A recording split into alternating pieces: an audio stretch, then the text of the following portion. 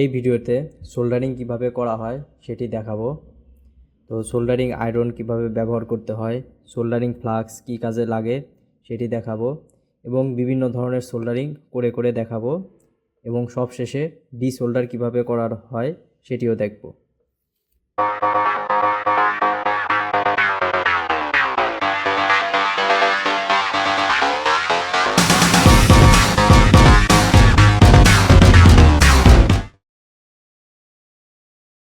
তো সোল্ডারিং করার জন্য আমাদের যে জিনিসগুলো প্রয়োজন হবে তা হলো একটি সোল্ডারিং আয়রন।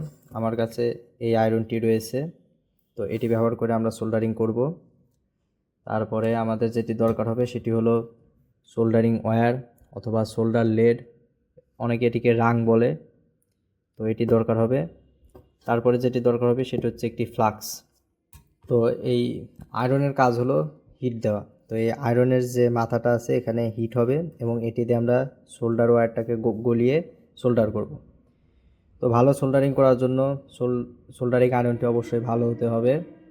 তো অনেক সময় দেখা যায় কি যে সোল্ডারিং আয়রনের যে টিপটা আছে সেটা অনেক সময় কালো হয়ে যায়। যেমন এই যে এই সোল্ডারিং আয়রনটি যদি দেখি, তো এই সোল্ডারিং আয়রনের টিপটি যদি কালো হয়ে যায় তবে সমস্যা যেটি সেটি হলো এই যে সোল্ডার ওয়্যারটা আছে এটি গলবে ঠিক আছে, কিন্তু এর সাথে ভরবে না।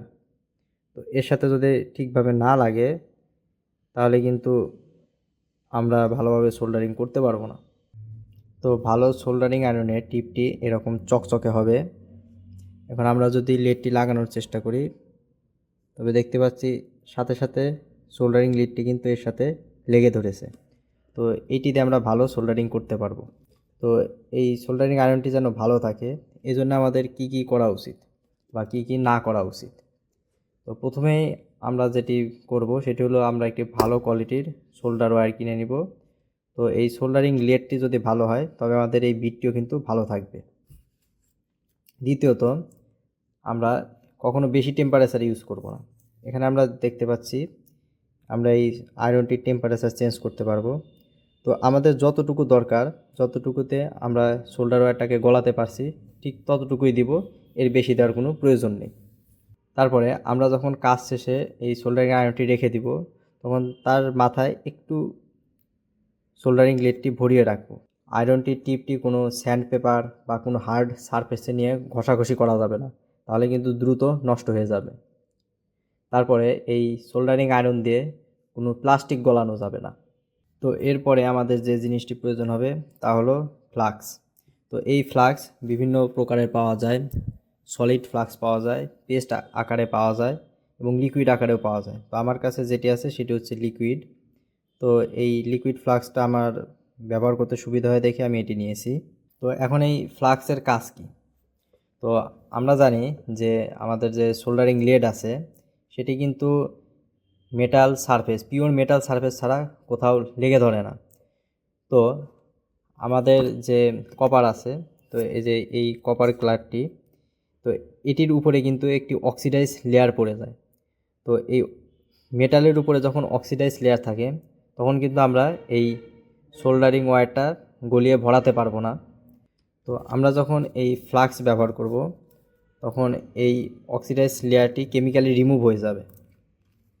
তো দেখা যাক।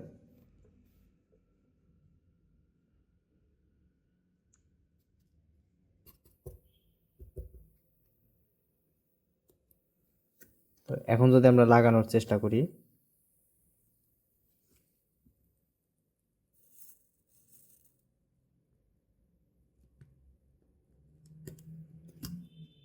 তো এটা আমরা দেখতে পাচ্ছি এটা ভালোভাবে লেগে ধরেছে। আমাদের এটি সবসময় প্রয়োজন হবে না, কারণ আমাদের যে সোল্ডার ওয়্যার আছে অনেক সময় এই সোল্ডার ওয়্যারের ভিতরেই ফ্লাক্স দেওয়া থাকে। তো আমরা যদি ভালোভাবে দেখি,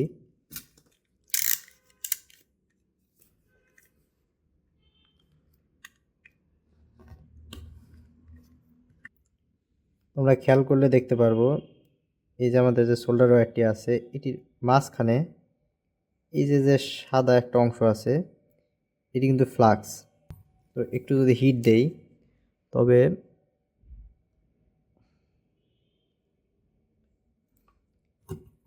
এই যে হিট দেওয়ার ফলে এখানে কিন্তু এই যে পানির মতো একটা অংশ বের হয়ে এসেছে আমরা দেখতে পাচ্ছি। এটাই কিন্তু সেই সোল্ডারিং ফ্লাক্স। আমরা এটিও ব্যবহার করে কাজ করতে পারবো। এখানে ভালো সোল্ডারিং ও খারাপ সোল্ডারিং জয়েন্টের কিছু এক্সাম্পল দেওয়া আছে। তো ভালো সোল্ডারিং বা খারাপ সোল্ডারিং এটি বোঝার জন্য আমি যেটি খেয়াল করি তা হলো দুইটি সারফেসের ভিতরে আসলে সোল্ডারটা কিভাবে লেগেছে। যদি সোল্ডারটা এভাবে লেগে গিয়ে থাকে তবে এখানে আমরা দেখতে পাচ্ছি এই দুইটি সারফেসের সাথে কিন্তু ভালোভাবে কানেকশন হয়নি, তো এটা ভালো সোল্ডারিং না। আর যদি এরকম কার্ভ অনুযায়ী লেগে যায় তবে আমরা দেখতে পাচ্ছি এই দুইটা সারফেসই কিন্তু একবারে ভালোভাবে লেগে ধরেছে, তো এটা হচ্ছে ভালো সোল্ডারিং। এখন এখানে আমরা দেখতে পাচ্ছি এই সোল্ডারিংটির কার্ভটি প্রায় কিছুটা এরকম, তো আমরা বলতে পারি এটাও একটি ভালো সোল্ডার জয়েন্ট। তো এখন আমরা দেখব একটি ওয়্যার থেকে আরেকটি ওয়্যারে কিভাবে সোল্ডারিং করতে হয়। তো প্রথমে আমরা ওয়্যার দুটিকে কেটে নিব।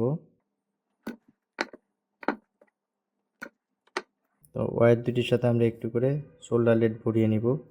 তো আমরা যদি এভাবে আয়রনটি ধরি তবে আমাদের হিট কিন্তু দ্রুত ট্রান্সফার হবে না। তো এই জন্য আমরা আগে একটু লেড ভরিয়ে নিব, কারণ এই লিকুইড থেকে হিটটা ভালো ট্রান্সফার হয়, কারণ কন্ট্যাক্টটা ভালো হবে। তো এভাবে দিয়ে আমরা এই ওয়্যারের উপরে এভাবে লেডটি ভরিয়ে দিব। আমরা যে এই সোল্ডার লেডটি দিচ্ছি এটি কিন্তু আমরা ওয়্যারের উপরে দিব, যাতে এর ভিতরে থাকা ফ্লাক্সটি এই ওয়্যারের উপরে পড়তে পারে। যেভাবে দিয়ে আমরা যেভাবে সোল্ডারিংটি করে দিব, এই তো একটি ওয়্যার এভাবে রেখে তার পাশে আরেকটি ওয়্যারটি এভাবে নিয়ে আমরা এখানে যদি হিট দিই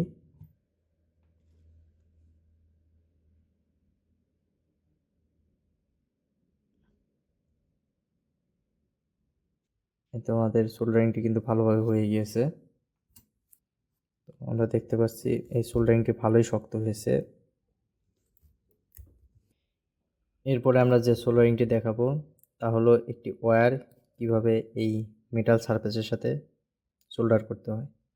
প্রথমে আমরা এভাবে ওয়্যারটি কেটে নিব।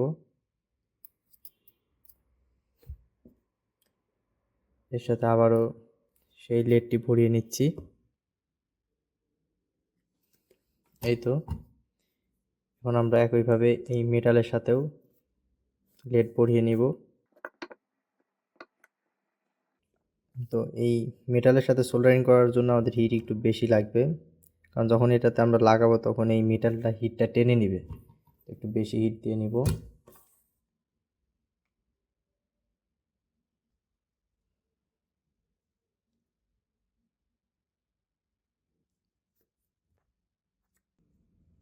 এখন যদি আমরা সোল্ডারিং করার চেষ্টা করি,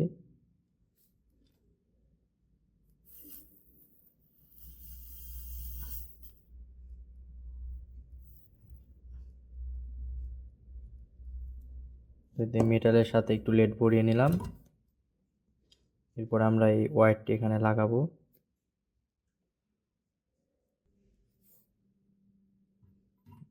এখন যদি আমরা হিট দিই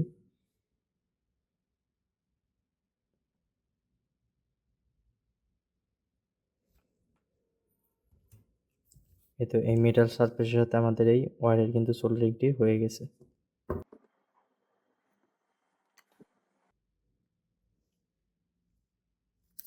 এই তো এভাবে আমরা এই কানেকশনটি করতে পারি। তো এখন আমরা দেখব একটি পিসিবি বোর্ডের ভিতরে কিভাবে থ্রু হোল কম্পোনেন্ট সোল্ডারিং করতে হয়। তো প্রথমেই এই কম্পোনেন্টটিকে জায়গা মতো বসিয়ে নিতে হবে। তো অনেকে যে ভুলটি করে থাকে তা হলো কম্পোনেন্টটি এভাবে উঁচু রেখেই সোল্ডারিং করে ফেলে, কিন্তু যদি কম্পোনেন্টটি উঁচু থাকে তবে এই পিনগুলো কিন্তু একটি অন্যটির সাথে শর্ট হওয়ার চান্স থাকে। তো কোনো বিশেষ প্রয়োজন ছাড়া আমরা এটিকে নর্মালি ঢুকিয়ে দিব, পুরোপুরি ঢুকিয়ে তারপরে এখানে আমরা এই পিন দুটিকে এভাবে লক করে নিব, অথবা নিচে এভাবে চাপ দিয়ে ধরে রাখব। তারপরে আমরা যদি সোল্ডারিং করি, তো এখন আমরা আয়রনটিকে এভাবে ধরে এখানে আমরা এভাবে সোল্ডারিং করে দিব। তো এখানে আমাদের খুব বেশি সোল্ডার ব্যবহার করার প্রয়োজন নেই, ঠিক যতটুকু দরকার ততটুকুই ব্যবহার করব। এতে আমাদের এখানে কিন্তু ভালোভাবে সোল্ডারিংটি হয়ে গিয়েছে। একইভাবে যদি আমরা এটা সোল্ডারিং করার চেষ্টা করি, তো এভাবে আমরা জাস্ট হিট দিয়ে এই জয়েন্টের এখানে আমরা এটি ভরিয়ে দিব। এইভাবে লাগালাম, লাগিয়ে এভাবে ছেড়ে দিব। ঠিক আছে, এই যে আমাদের পারফেক্টভাবে কিন্তু এটি সোল্ডার হয়ে গিয়েছে।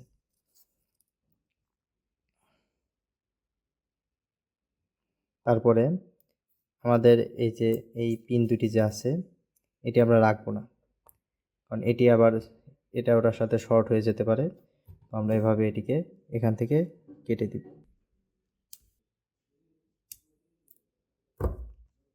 তো এটা আমাদের সোল্ডারিংটি কিন্তু একবারে পারফেক্টভাবে হয়ে গিয়েছে। এখন আমরা দেখব কিভাবে ডিসোল্ডার করতে হয়।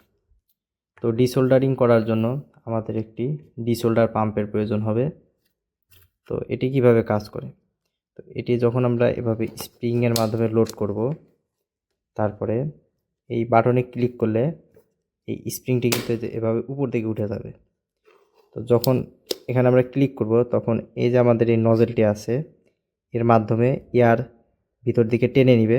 তো এভাবে আমরা যে সোল্ডারিং আছে এটাকে ভিতর দিকে টেনে নিতে পারবো। তো আমরা এখন দেখি, এই তো এটিকে এভাবে গলিয়ে নিব।